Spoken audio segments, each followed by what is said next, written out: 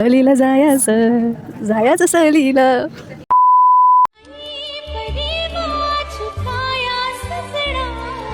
कोकणची चेडवा हो नाखवा हो हिच्या गोवाला कोकण दाखवा हो अशी कोकणची चेडवा हो नाखवा हो हिच्या गोवाला कोकण दाखवा. नमस्कार मंडळी, शुभ सकाळ. तर आजचा व्लॉग माझ्यासाठी खूप खास आहे, कारण इतक्या वर्षांनी आम्ही सगळ्या फॅमिलीने एकत्र ट्रिप प्लॅन केली आहे. खरं सांगायचं तर लाईफमध्ये सगळेच आपल्या कामात जबाबदाऱ्यांमध्ये इतकी बिझी होतो की चला एकत्र कुठेतरी जाऊया हा विचार फक्त बोलण्यातच राहून जातो. पण यावेळी मात्र आम्ही ठरवलं काहीही झालं तरी वेळ काढायचाच म्हणजे काढायचाच. आणि आज सकाळी अगदी 6 वाजता आम्ही उठून घरातनं निघालो आहोत दिवा सावंतवाडी ट्रेन पकडायला. येस, बरोबर ऐकलात तुम्ही. तुम्हाला माहिती लहानपणी आपली शाळेची सहल जायची तेव्हा कशी मनामध्ये एक्साइटमेंट असायची की कधी सकाळ होईल, कधी आपण जाऊ. अगदी तसंच या टायमाला आम्हाला सुद्धा झालं. रात्रभर आम्हाला झोपच आली नाही, कारण सकाळी उठून पिकनिकला जायचं आहे. ट्रेनमध्ये बसल्या बसल्या कधी डोळा लागला काही समजलंच नाही.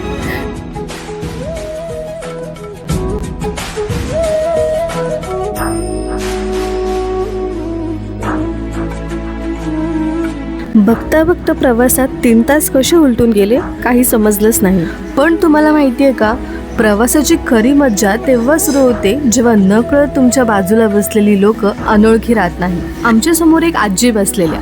सुरुवातीला फक्त हलकीशी स्माईल, मग कुठपर्यंत जाणार असा साधा प्रश्न, आणि तिथून सुरू झाल्या गप्पा. कळलंच नाही कधी आम्ही आमचा ट्रिप प्लॅन सांगायला लागलो आणि त्यांनी त्यांचे जुने कोकणातले किस्से सांगायला सुरुवात केली. खरं क्षणात ट्रेनचा डब्बा म्हणजे एक छोटंसं कुटुंब वाटायला लागलं.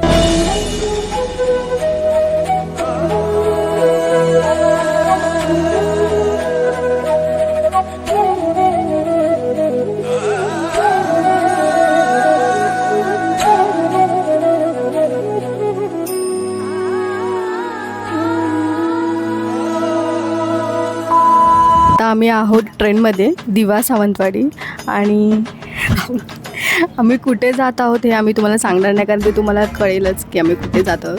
आणि आता लिटरली ट्रेन थांबली आहे संगमेश्वरला. आणि आम्हाला ट्रेनमध्ये 7 आवर्स झालेत. असं वाटतं इंटरव्ह्यू घेते संचित. आणि 7 आवर्स ट्रेनमध्ये आहोत आम्ही. आमची हालत खराब झाली आहे. ट्रेन ॲक्च्युली खूप स्लो चालते, कारण एक्सप्रेस नाही ना, ही नॉर्मल ट्रेन. आणि संगमेश्वरच्या आधी तर अर्धा तास थांबली आहे ट्रेन, त्याच्यामुळे लिटरली टाईम वेस्ट होतो आहे. ना आता एव्हाना आम्ही रत्नागिरीला पोचलोसुद्धा असतो, पण अजूनपर्यंत आम्ही ट्रेनमध्येच आहोत आणि खूप कंटाळा आला आहे. आणि ते ट्रेनचे फॅन बंद ठेवले सकाळपासून, का माहिती का, तर एवढं गरम होतं आहे.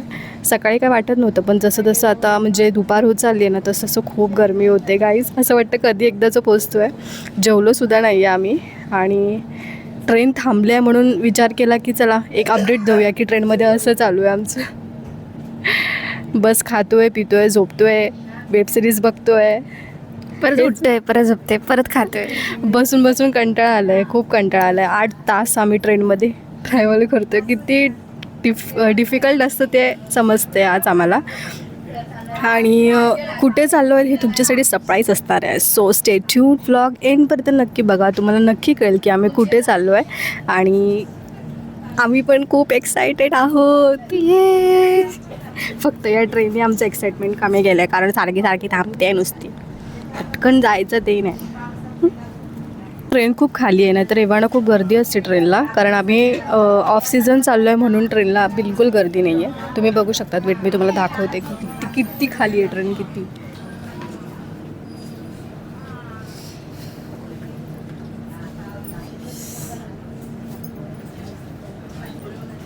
एवढी खाली आहे ट्रेन. नाहीतर जर तुम्ही पावसात वगैरे किंवा आता शिमगा येईल, होळी चालू होईल, तेव्हा जर तुम्ही इथे या ट्रेनमध्ये यायचं ट्राय केलात ना, तुम्हाला घुसायला पण जागा भेटणार नाही. लिटरली एवढी गर्दी असते, खूप रश असते.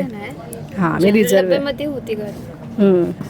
आम्ही रिझर्वेशन केलं आहे, बुकिंग केलं आहे, सो भेटलं आम्हाला थोडं तरी. सहलीला जायचं सहलीला.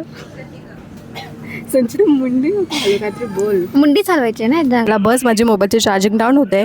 पुढची अपडेट मी तुम्हाला देईलच रत्नागिरीला जसं आम्ही उतरू तेव्हा. आणि तो बघा तुम्ही गेस करा की आम्ही कुठे जात असू बरं. ठीक आहे, स्टे ट्यून, बाय.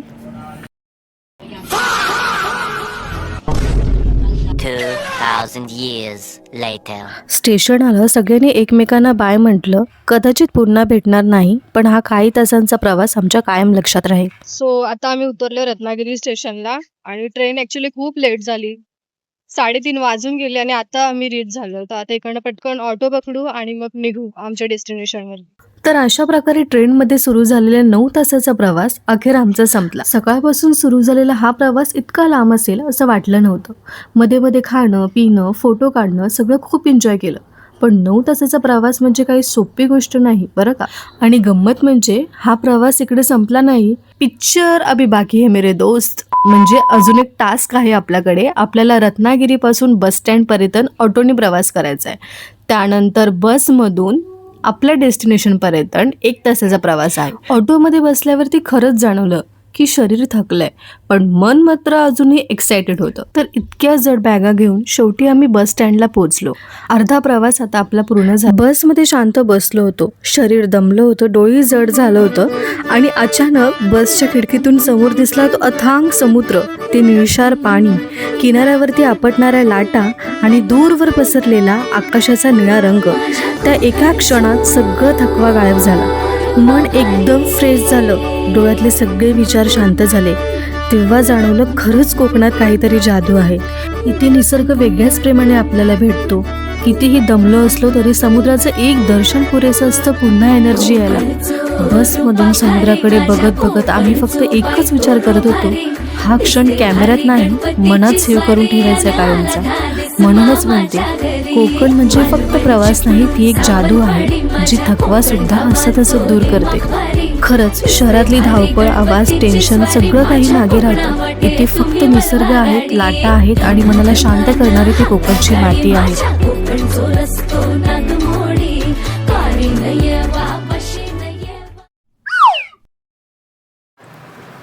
हे आहे आमचं रूम. आम्ही 3 बेड्स घेतले त्याच्यामध्ये ऑनलाईन बुकिंग करताना. सो इतकं छान रूम भेटला आहे आम्हाला. Plus balcony plus bathroom. ठीक आहे, सकाळी 6 ते 9 वाजेपर्यंत तुम्हाला गरम पाण्याची सोयी अवेलेबल असेल. आणि हा नॉन AC रूम आहे. AC रूमची प्राईस ही डिफरंट असेल. आम्ही हा नॉन AC रूम घेतला आहे कारण ACची गरजच नाही आहे, इतकं थंड वाटतं इकडे म्हणून. सो कमी पैशामध्ये बजेट फ्री हे रूम खूप उत्तम आहे.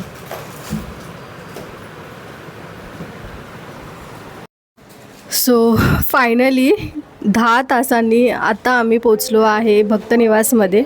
आणि हा आहे आमचा रूम. बघू शकता, जस्ट आलो आम्ही. जस्ट आलो, लिटरली चालत आलो आम्ही गणपतीपुळेपासून ते इथपर्यंत. आणि खूप दमलो आहे आणि आता 6 वाजायला आलेत. सो आम्ही आता विचार करतो की गणपती बाप्पाचं दर्शन घ्यायचं आणि बीचवरती छोटा टाईम थांबायचा आणि जेवून रिटर्न इकडे यायचं. आणि उद्या पूर्ण दिवस मग आरेवारे बीच वगैरे प्राचीन कोकण जे काय आहे तसं बघायचं प्लॅन करून. अजून काहीच डिसाईड नाही आहे. सो ते उद्याच समजेल कुठे कुठे फिरायचं आहे ते. बट आता जस्ट आत्तापुरती आजच्या दिवसाचं एवढंच प्लॅन आहे कारण सकाळी 6:30 वाजल्या, मी 3ला उठलो आहे आणि खूप दमलो आहे. तुम्ही विचार करू शकता, तेवढं ट्रॅव्हल करून आलो आहे, ट्रेन लेट झाली, त्याच्यानंतर बस, हो त्यात तेवढं बॅग्स आणि परत एवढं गणपतीपुळे ते भक्तिनिवासपर्यंत चालत आलो आहे. सो विचार करा आम्ही किती दमलो असेल. सो या सर्व गोष्टीचा विचार करता आजच्यापुरतीचा हा प्लॅन आहे आमचा. सो एक गोष्ट बरं झाली की आम्ही या रूमचं बुकिंग ऑनलाईनच केलं होतं. म्हणजे 10-15 दिवस अगोदरच आम्ही भक्तनिवासचं बुकिंग केलं होतं. आणि आता लोक लिटरली रिटर्न जात आहेत कारण सर्व रूम्स फुल आहेत, अजिबात जागा नाही आहे. सो हे खूप चांगली गोष्ट झाली. सो तुम्ही पण इकडे जर यायचं ट्राय करत असाल तर तुम्ही सुद्धा बुकिंग ऑलरेडी ऑनलाईन करून घ्या.